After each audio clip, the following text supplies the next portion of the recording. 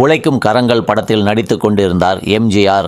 அவருக்கு தினமும் வகை வகையான அசைவ உணவு வழங்கப்பட்டது. தொழிலாளர்களுக்கு சுமாரான உணவுடன் முட்டை மட்டும் வழங்கினார்கள். பொறுத்து பார்த்த தொழிலாளர்கள் ஒரு நாள் எம்ஜிஆர் ஓய்வாக இருக்கும்போது இந்த விஷயத்தை அவரிடம் சொல்ல அவர் முகம் சிவந்தது. சரி, நான் பார்த்துக் கொள்கிறேன் என்று சொல்லிவிட்டார். அடுத்த நாள் மதிய உணவு இடைவேளையில் எம்ஜிஆர் தொழிலாளர்கள் அமரும் வரிசையில் அமர்ந்து கொண்டார். பணியாளர்கள் அதிர்ச்சியடைந்து அவரிடம், அண்ணே, உங்களுக்கு உணவு உள்ளே வைத்துள்ளோம் என்று மென்று முழுங்கினர். பரவாயில்லை, எல்லாம் ஒரே உணவுதானே, நான் இவர்களுடன் சாப்பிடுகிறேன் என்றார். வேறு வழியில்லாமல் உணவு பரிமாறும் போது வெறும் முட்டை மட்டும் வைத்ததும் எம்ஜிஆர், முட்டை மட்டும்தானா, மற்றவை எங்கே என கேட்க, உள்ளே போய் எடுத்து வருகிறோம் என்றார் பணியாள்.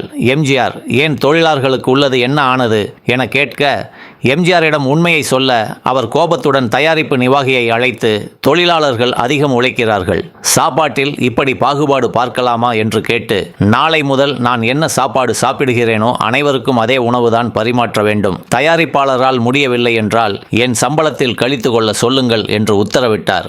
அடுத்த நாள் முதல் அனைவருக்கும் ஒரே மாதிரி உணவு பரிமாறப்பட்டது.